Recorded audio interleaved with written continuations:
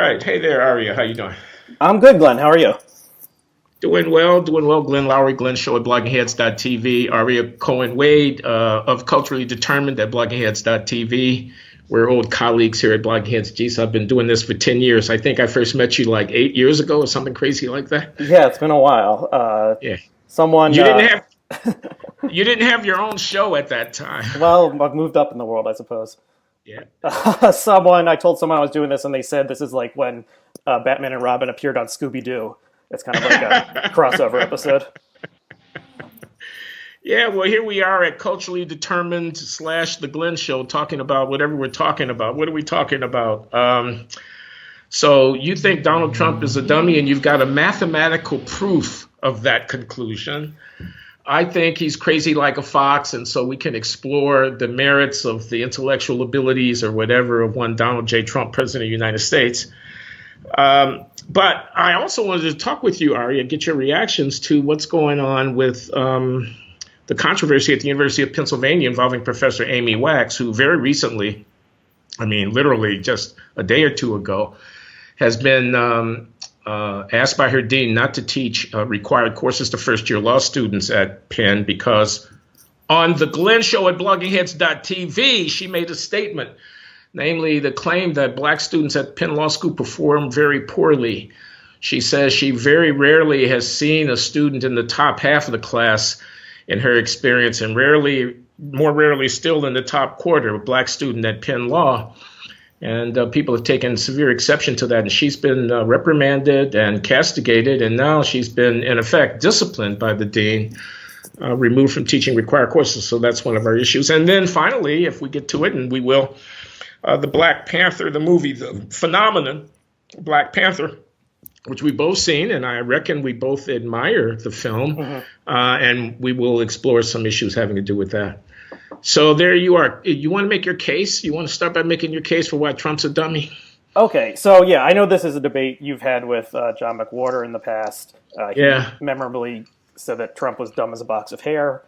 I was thinking about something, and I made it like, I never took logic in college, but I put it as kind of like a logical proof, a little bit tongue-in-cheek on my blog, but it goes as follows. In 2016, Reince Priebus was head of the Republican Party, and he basically had one thing he wanted to do, which was prevent Donald J. Trump from becoming the nominee because everyone thought he would be a disaster and would, kill the party. So he failed to do that, and Trump became the nominee. Okay, so the logical inference here is that Reince Priebus is not at least a super qualified person or super competent. If he had been, he could have done a better job. They could have done things differently. They made everyone sign these loyalty pledges and stuff like that. That kind of made it so that the people who Trump ran against eventually had to fall in line and endorse him, or at least not endorse someone else. So Reince Priebus failed. So then, okay, when Trump wins, surprising everyone, including himself, I believe, if we take the Michael Wolff books seriously, and I think it makes sense that he did not think he was going to win. So he wins, and then, the first thing that a new president-elect has to do is decide who's going to be their chief of staff. And Trump picks Reince Priebus.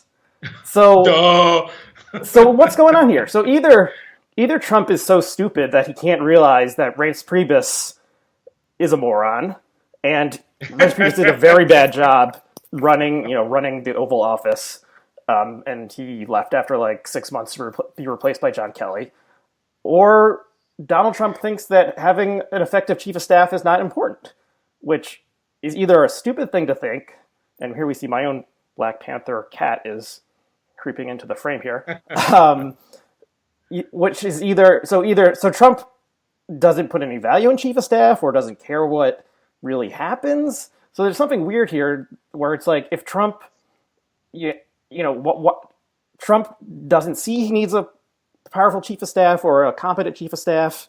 What is Trump trying to accomplish? Does he care about what happens? He doesn't care about policy that much. Clearly, does he care about policy at all? So this is what I came up with. He can't be playing 13-dimensional chess when he's not picking an able administrator to run the White House. Okay, and I'll bet you got a lot of affirmative commentary in response to that argument. Well, no one pointed out a logical flaw in it, but if anyone can, it would be you. So what do you think? Well, I don't know that I've got a refutation of your argument, but I have a couple of observations. I mean, I've been making notes to myself here under the heading "Nothing succeeds like success," and then the heading "Why do we need to think of him as dumb?" So nothing succeeds like success. So what do we mean by IQ? So we don't mean presumably we don't mean solving calculus problems or reciting numbers backwards that have been read out to you or something like that. We must mean some kind of practical intelligence if we're talking about the presidency. So how would we measure that? What would be the evidence of that? So getting elected, it seems to me, would be one really big plus. Getting nominated and getting elected, coming from the outside, taking over a whole political party, and then coming from nowhere against everybody's odds and the headwinds all in your face and nevertheless winning the election, that looks to me like success. So as a kind of practical intelligence, we're not asking him to solve the open questions in theoretical physics. We're asking about someone political savvy. As a matter of practical intelligence, it looks like nothing succeeds like success. So I have that. The other thing I have is that, isn't it a kind of snobbery, a peculiar kind of, sort of elite, coastal elite establishment snobbery? If you didn't go to, Trump tries to answer this by saying, I went to Wharton and I did very well. I don't know how well he did when he was at Wharton. He says, I made a lot of money in business, and everybody says, yeah, well, you stole it or you cheated people out of it. You went bankrupt so many times and so forth and so on. But he said he wanted to be president. He set out, as I say, against all odds, and he succeeded. I don't know why that doesn't make him smart at getting elected president. Why do we need to think of him as dumb? Because we think of ourselves as smart, because this is something like what, and I'll stop and let you comment, something like what Hillary Clinton said in Mumbai recently, famously.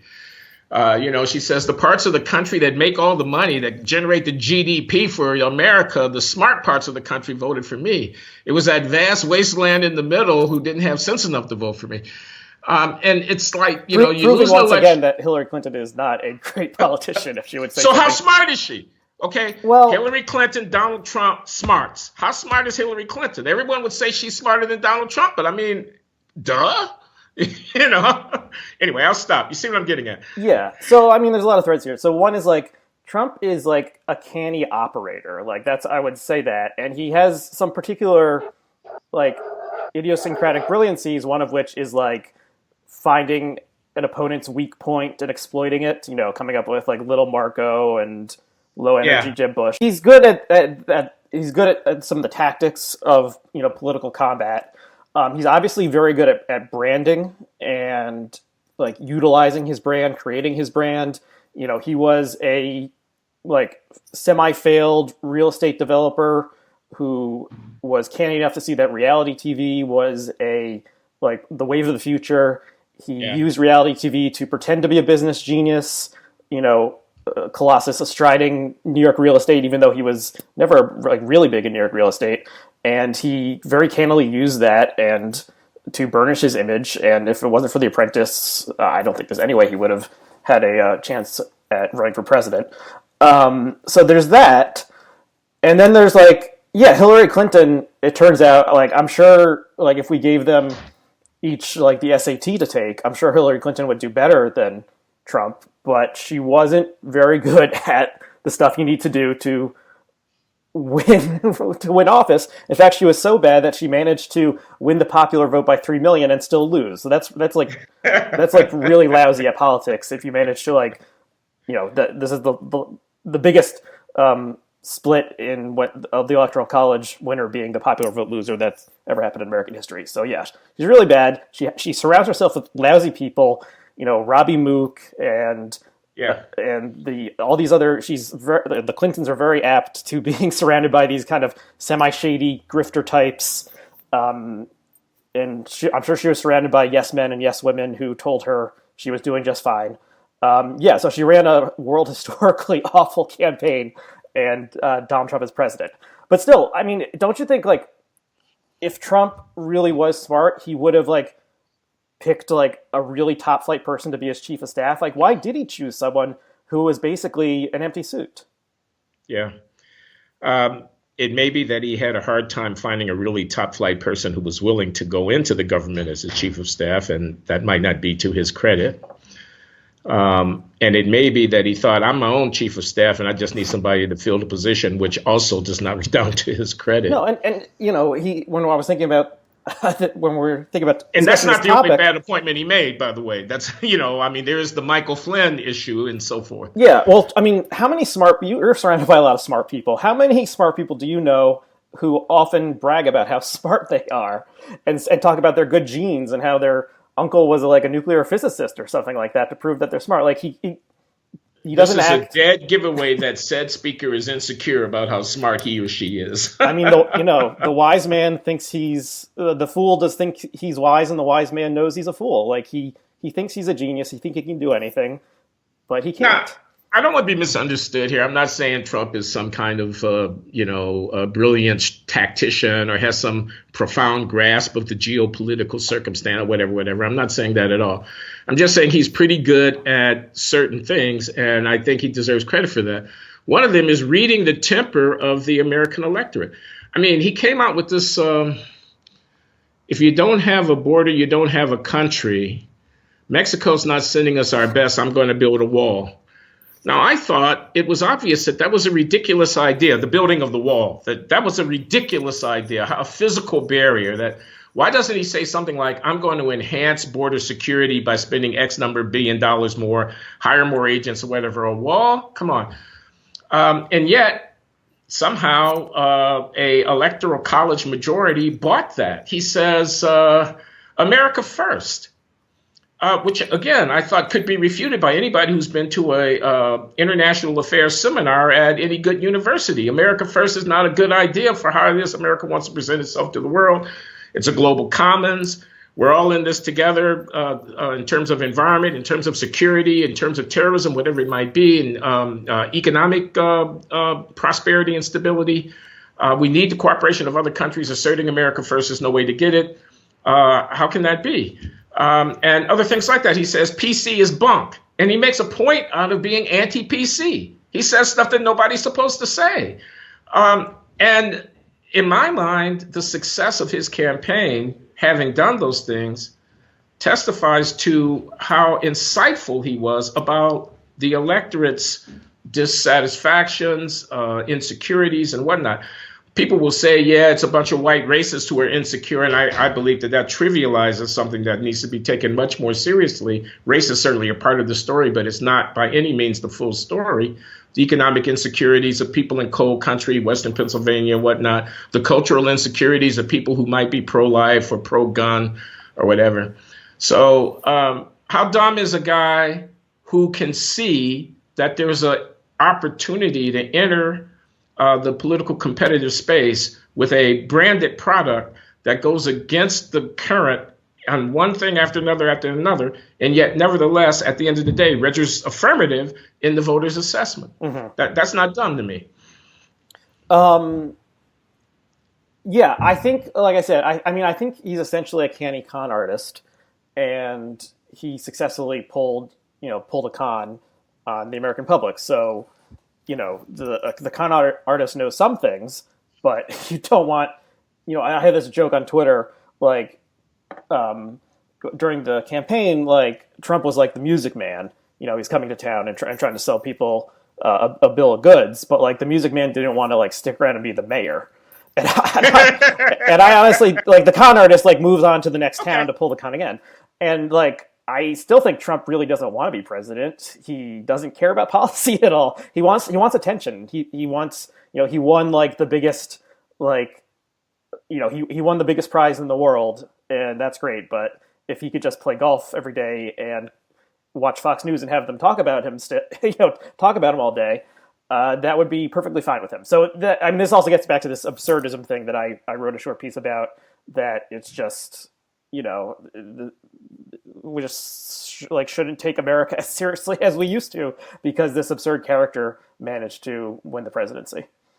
Yeah, I saw that, and I had a lot of problems with it, Ari. I really did, and with this general argument because it seems so disrespectful of the people who have put their hopes in this man. And I know I'm going to get into trouble with the Blogging Heads audience if I say anything, in defense of Donald Trump.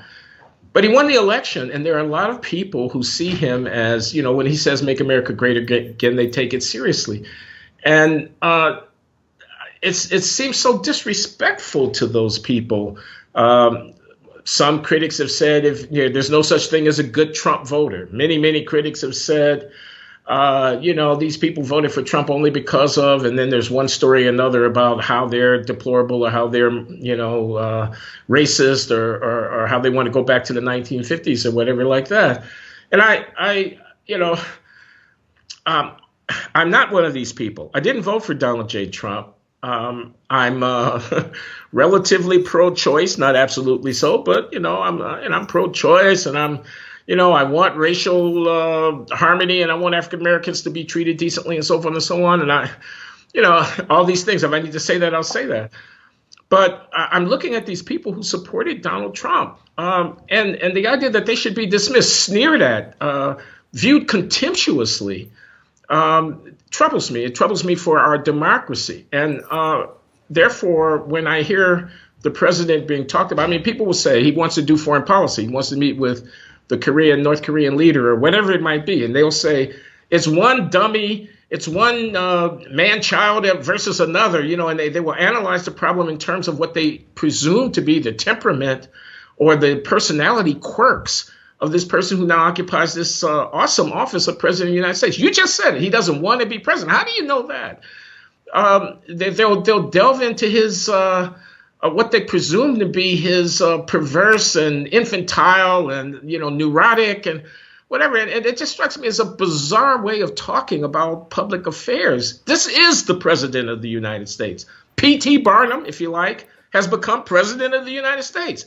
And, in some sense, long live the president of the United States. The king is dead. Long live the king. I know. People will go furious. But I'm not saying blind loyalty. I'm not saying blind.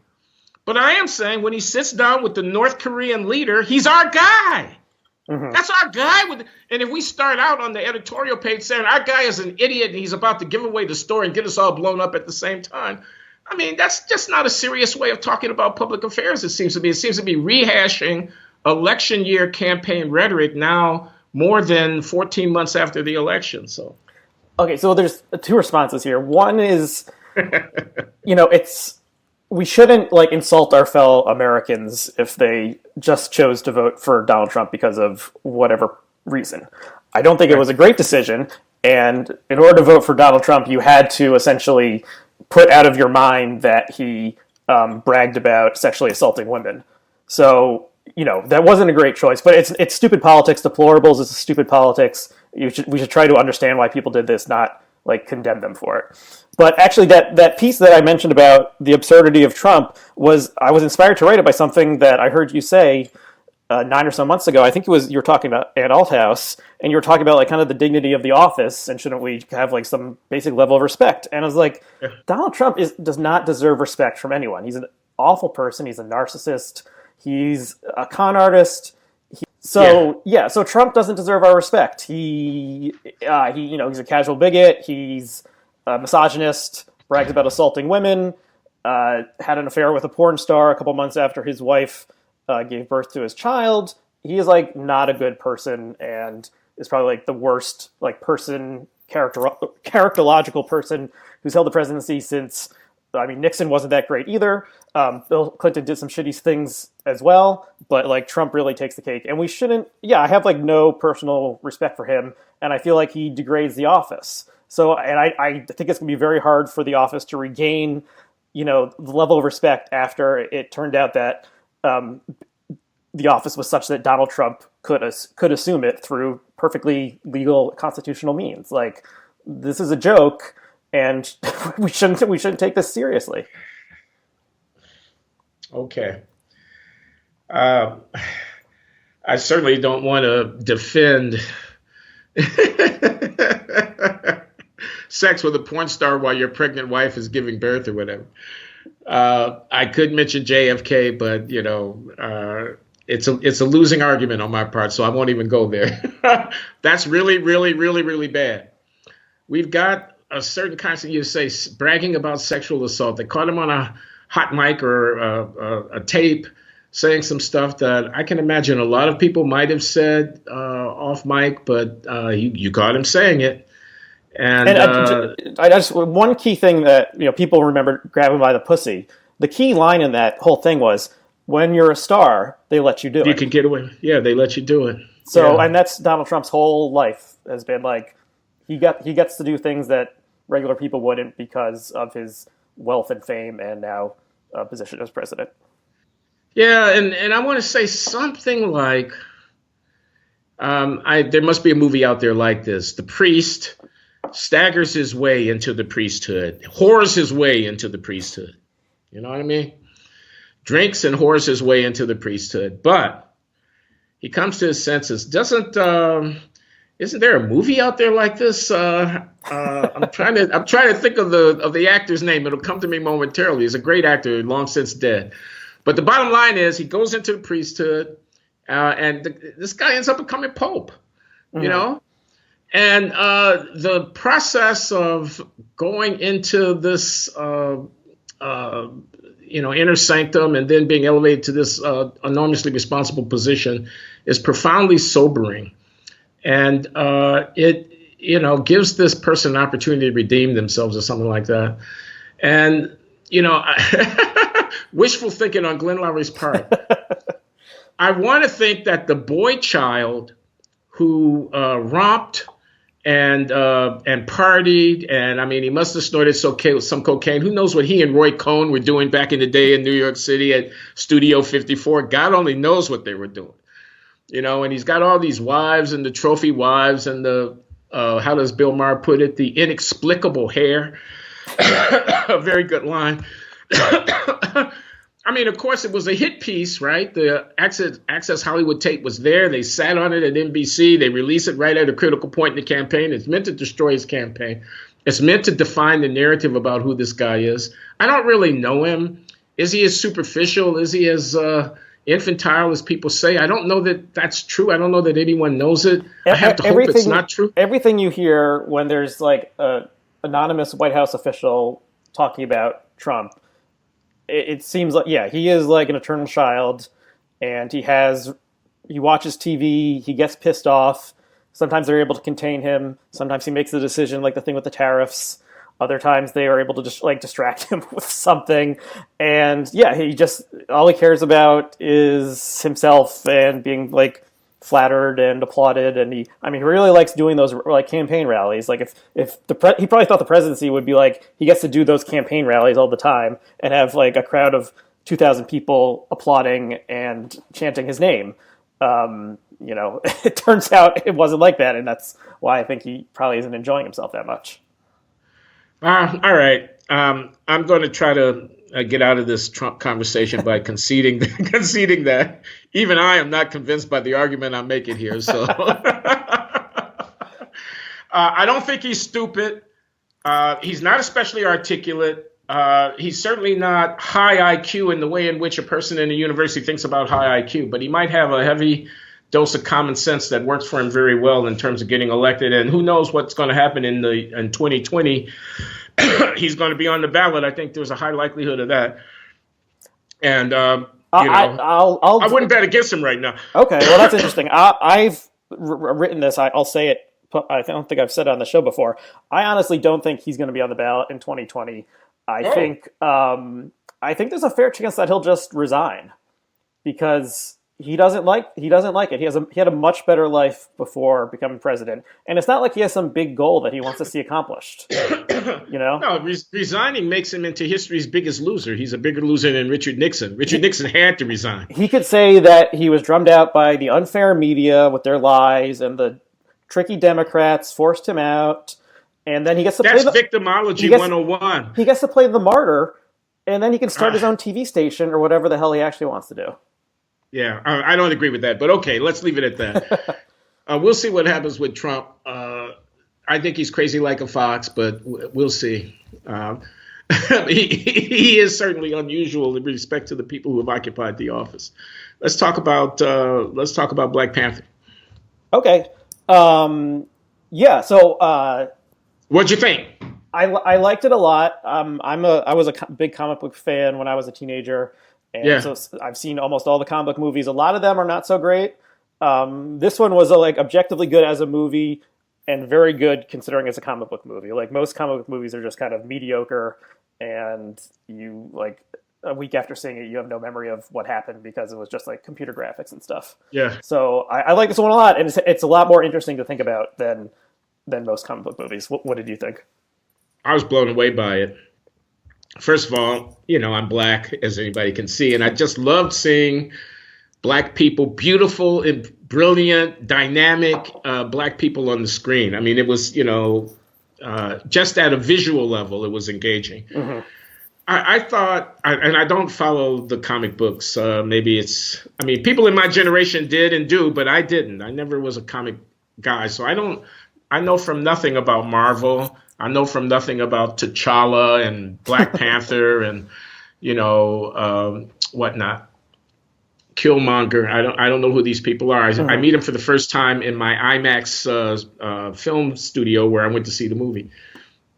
But I thought it was interesting fantasy for people thinking about the situation of blacks post-colonial slavery and whatnot like that. I thought it raised a number of important issues, and it was a vehicle for expressing a sense of pride and whatnot. I thought it was interesting, and I thought this conflict between the king T'Challa and the pretender to the throne, the cousin who's been abandoned, Killmonger. Yeah. We should say we're going to talk with spoilers because to talk about how the plot plays out, you kind of have to reveal some of the twists and stuff. Thank you for warning me about that. I don't want to do that. My son Glenn II gets furious with me anytime I talk about a movie because I neglect to. Yeah. So if you haven't seen this movie yet and are thinking about it, I would say just go see it because it's enjoyable. But it's enjoyable. Anyway, the conflict between these characters seems to me to embody a fundamental existential question that African Americans or people of African descent confront about assimilation and kind of letting the past be the past and moving forward and getting on with the world versus a kind of furious alienation that becomes a fundamental basis for your identity, where striking back at the world and, fighting the man becomes your raison d'etre. And that theme gets raised in an interesting way in the film, and I liked it for that reason as well. Yeah. So, there's been a lot of really interesting writing about the movie, and I mean, the key debate is between how should we take Killmonger? Was he really maybe right all along? Because we have this imaginary kingdom, and it has this awesome technology, but it's totally secluded from the world, and it doesn't. It pretends to be a poor nation when really it has technology that's much more advanced than the West, and it's rich but pretends to be poor. So Killmonger wants to assume the throne of Wakanda and use the technology and the vibranium, I think that's what it's called. Yes, vibranium. To lead a pan-national freedom struggle on behalf of the dispossessed. And he loses. So that's the kind of thing that usually people in movies, the hero is wanting to help the dispossessed. But he loses. And I mean, at the end of the movie, Wakanda opens up somewhat. And I joked on Twitter that it was like neoliberal propaganda because they just want Wakanda to enter a common market and sell its technology to the rest of the world. But yeah, I mean, the guy who plays Killmonger, Michael B. Jordan, is a really, really good actor, and he's more compelling on screen, I think, than Chadwick Boseman, who plays Black Panther. So he has this charisma factor behind him, and whereas Boseman is a little more kind of staid, and Yeah, it seems like he has kind of almost the better argument. Like, why should this country be closed off? Why is it not helping its African brethren, you know, advance through the world? Yeah, until you reckon with the reality that, in fact, the vibranium, which is to say the secret material on the basis of which an advanced civilization capable of conquering the entire planet can be built, was in Europe, not in Africa. Yeah. Okay, stay with me for a moment here. So you get the Renaissance, you get the scientific revolution, you get the sailing ships traveling the world, you get the European military power, the gunpowder and the cannon. You get colonialism, you get slavery, you get the European domination of the planet. The actual historical record post 1500 is that the guys on Columbus's side won. They actually dominated the planet. Africa was actually subjugated. Millions were actually captured, not only by Europeans, or not even mainly by Europeans, but they were sold and they were transported to the New World. The wealth of the planet today is vastly disproportionately distributed in favor of Northern Europe and North America. So in fantasy, we envision an African kingdom capable of fashioning a civilization that could dominate the world. And we pose the question of whether the right and proper path forward is global jihad buttressed by our technological advancement on behalf of the dispossessed. But in reality, this position of power looks rather different. And my point here is that I understand the fantasy. I understand imagining that black people would be in the position of dominating and of deciding and of having the fate of Europeans in their hands. But as a matter of fact, the actual objective reality is opposite. So what are we doing with a work of art that trumpets this fantasy?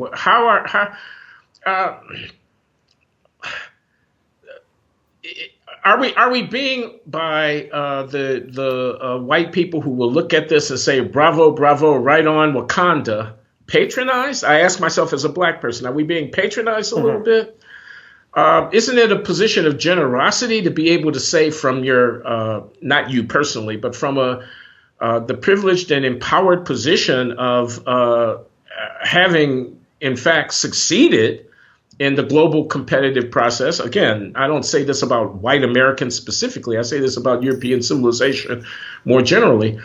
To be able to say, oh, yeah, sure. It's almost like a pat on the head. Yeah, sure, man. I had a great time imagining that y'all were actually on top, when in fact we know who is on top. Mm-hmm.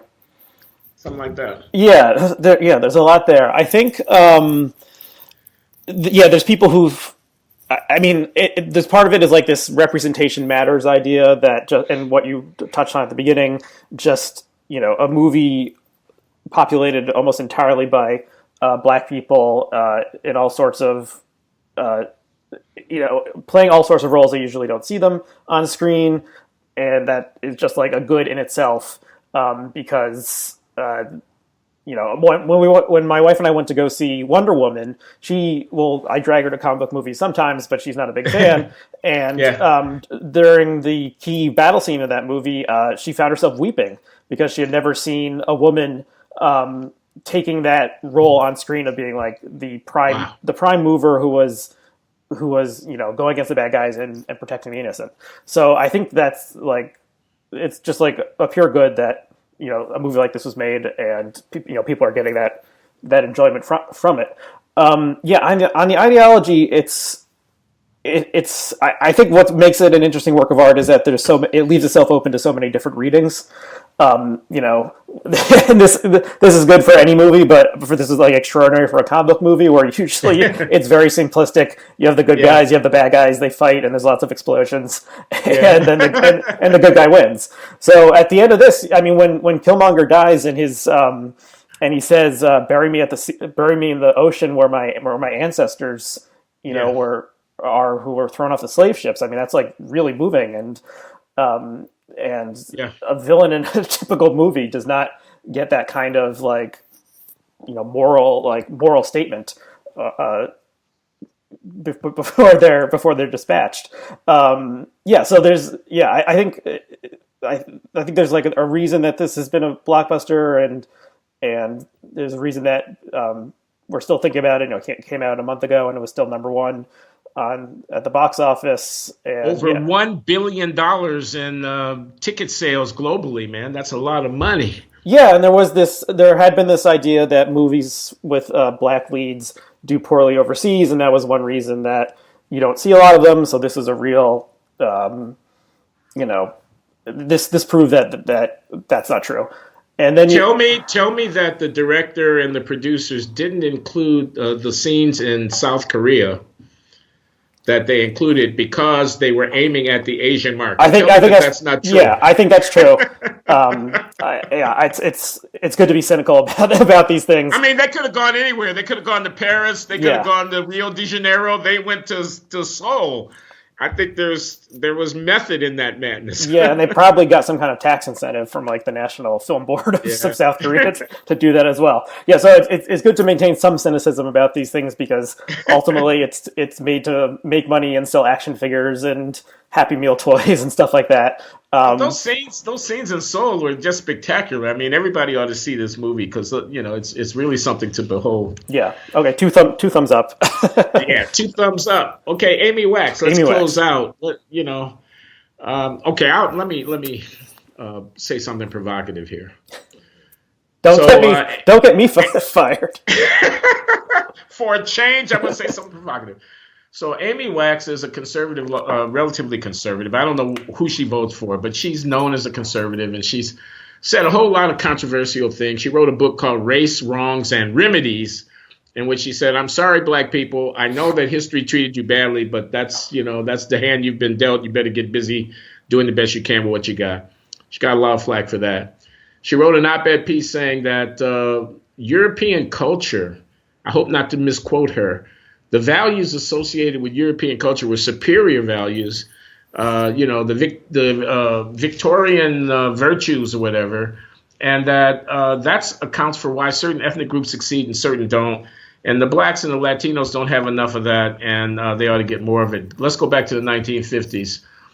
Again, I say it pejoratively, but I think that's kind of the spirit that a lot of people came away from that with, and she got a lot of flack for that. And then she came on the Glenn Show back in September and said we were talking about affirmative action, and she said she didn't think she'd met a black student at Penn who was in the top of their law school class. They performed very poorly, and she's been disciplined about that. And what I want to say is that is provocative is that I have a problem with her speaking casually and publicly, derogating the academic performance of black students in her class. That's not nice. Okay, that's not the way I, as a professor, would want to comport myself. Even if it were true, I'd want not to be caught talking casually and in public. The Asians were smart, but the Latinos didn't do that well. I mean, even if it were true, I wouldn't want to be caught doing that.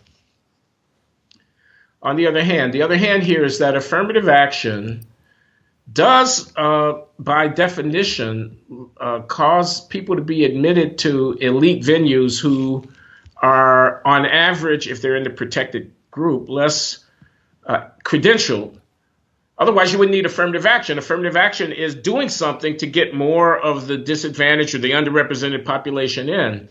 And if you didn't have to do something, the groups would be relatively similarly placed in terms of credentials. So the LSAT score, the GPA, the various indicia of academic performance that are on the application, if you have affirmative action, in the case of the protected categories, the black, the Latino, you're going to have a lower bar. That being the case, there's a real question about, is there any consequence of that in terms of how people perform after the fact? And this is something that we should want to know about. Never mind Amy Wax's casual surmise about her students. What about the objective fact of how people are performing in the protected categories once they've been admitted to elite and competitive programs. It seems to me that the easiest rebuttal of Professor Amy Wax's claims would be to make those facts evident so that we could all know what's the GPA in the first year of students at elite law schools, conditional on their race. And that's exactly what the administrators at these places don't want to do. So while I'm not going to say I'm okay with Amy's casual public utterances derogating the academic performance of African Americans, it would be a little bit like a police chief saying about a city, I've been in this city so long and I tell you the people who are actually doing the crimes tend to be from the black and the brown neighborhoods. And the police chief probably shouldn't be making those kinds of statements in terms of racial generalizations.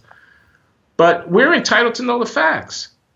And the fact that I can't get my hands on data about racial differences in academic performance in places where affirmative action is important is not, it discomforts me. It leaves me feeling like, you guys are not being transparent. I mean, transparency is the best antidote to Amy Wax.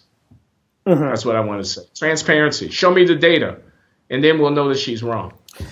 Yeah, I think, my issue with the way she said what she said, and we'll include, the Washington Post wrote this up today, we'll include the link to that, and someone found there was people who were pissed off at Amy Wax. It seems like some of them started trawling through her oeuvre online and picked out and found her saying something questionable and highlighted it. But, what I thought was messed up about what she said was like, it's not like she was grading SAT scores. Like there's some subjectivity when you're grading the essay exams in 1L.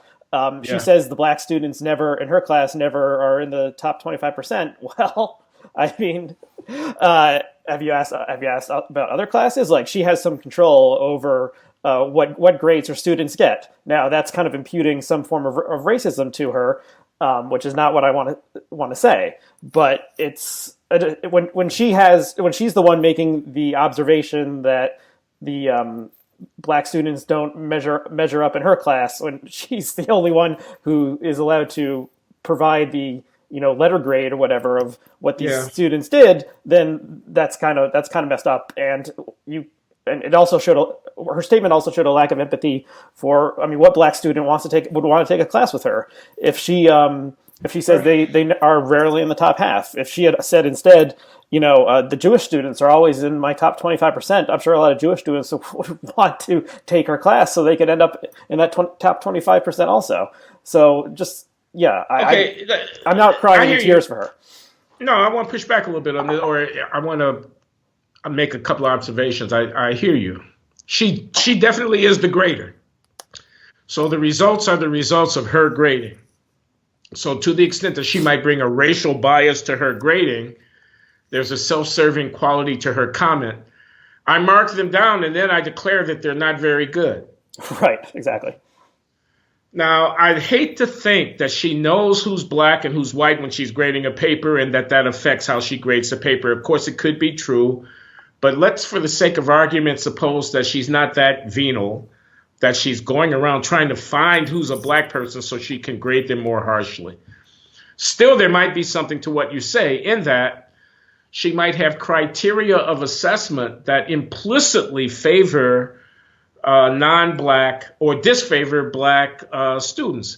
It may be that, and I don't know that this is true, and I'm not saying it's true, but it could be, just hypothetically, that the writing skills of the black students in the law school they're not quite as elegant, they're not quite as polished, but the logic and the analytical acuity of what they have to say is just as good, but she's kind of snowed by the writing. So she doesn't look to see that they really understand the argument, even though they didn't put it quite as elegantly or as such a polished manner.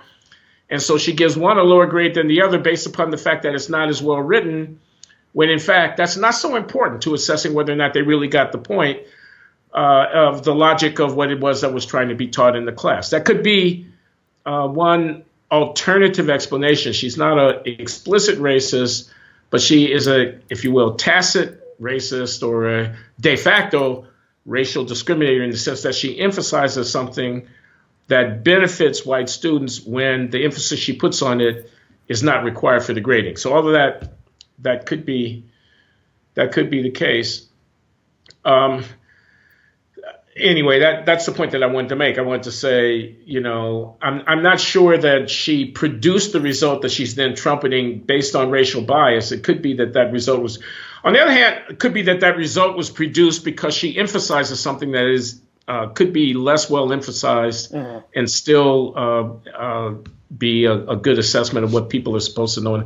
I had this experience when I was at the Kennedy School years and years ago, and we were trying to do affirmative action and hiring lecturers who were practitioners in public policy questions. And an African-American came in who was not very polished in terms of his academic presentation, but who was very interesting and knowledgeable in terms of his experience in public administration.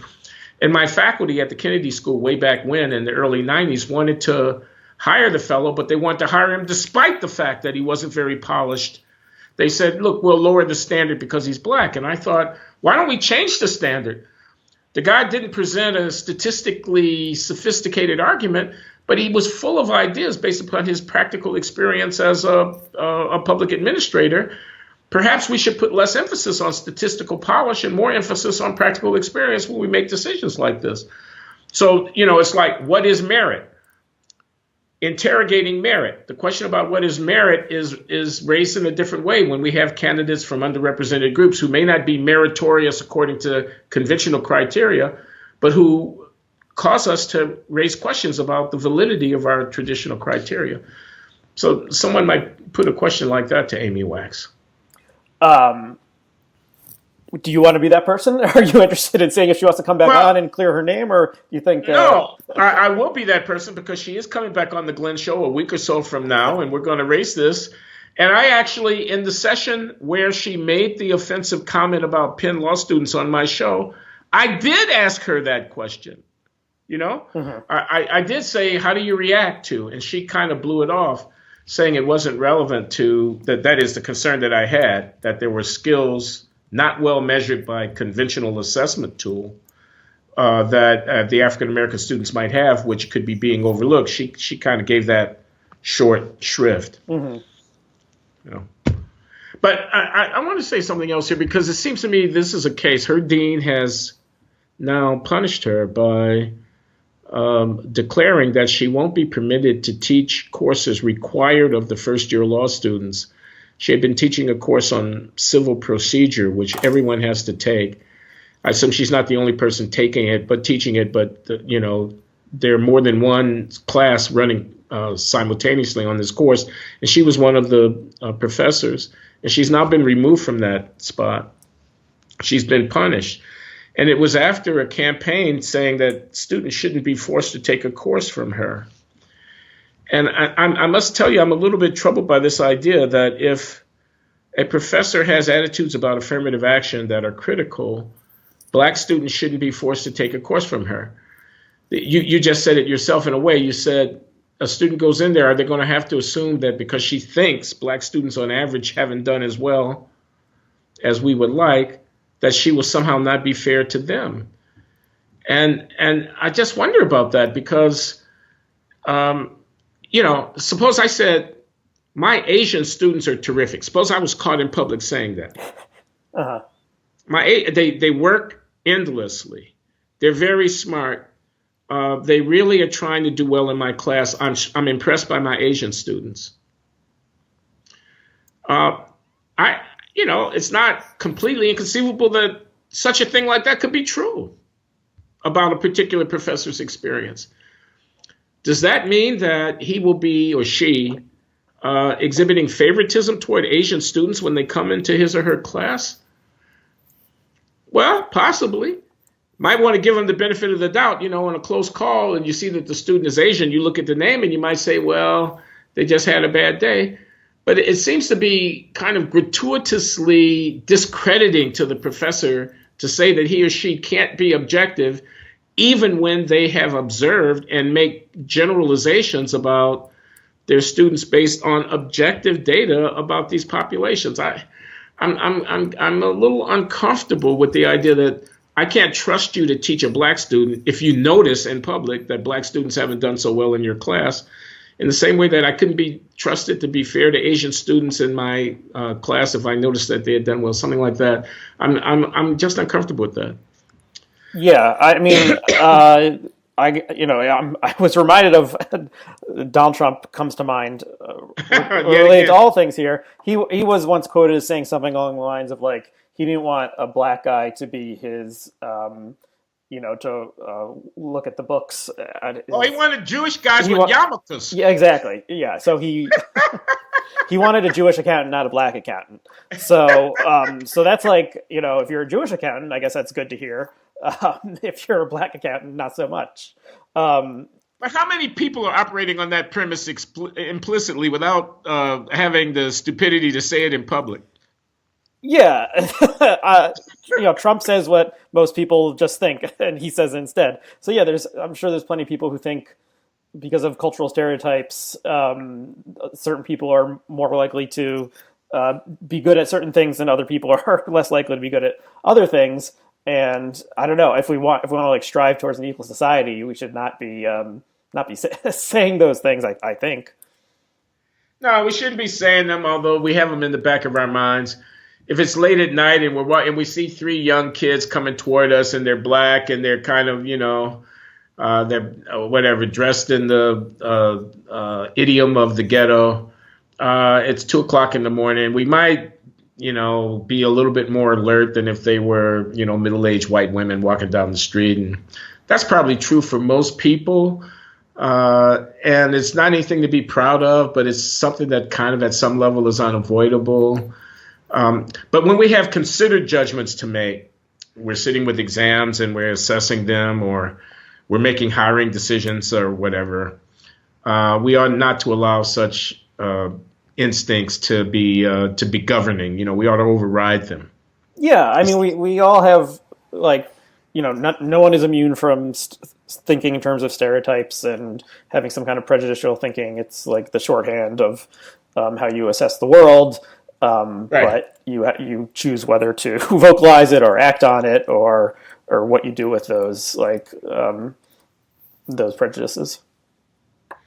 Exactly. And I was speaking with somebody recently and they said about Amy Wax, I can see why she might think it. I don't see why she said it. Right. It says more about her than anything else that she said it. Mm-hmm. So. Well, okay, Aryeh, I think we've exhausted the agenda. Yeah. It's been a good conversation. Thanks. Thanks so much for inviting me on. Well, thanks for suggesting that I invite you on. Well, thanks for taking me up thanks for taking me up on my suggestion. Okay. So let's see. We're going to stop, and you're going to take care of business from here. Will do. Okay. Thanks, everyone who watched or listened to this. And tune into Culturally Determined on Flogging Heads as well. Do that. Okay. Thanks, Bye, Aryeh.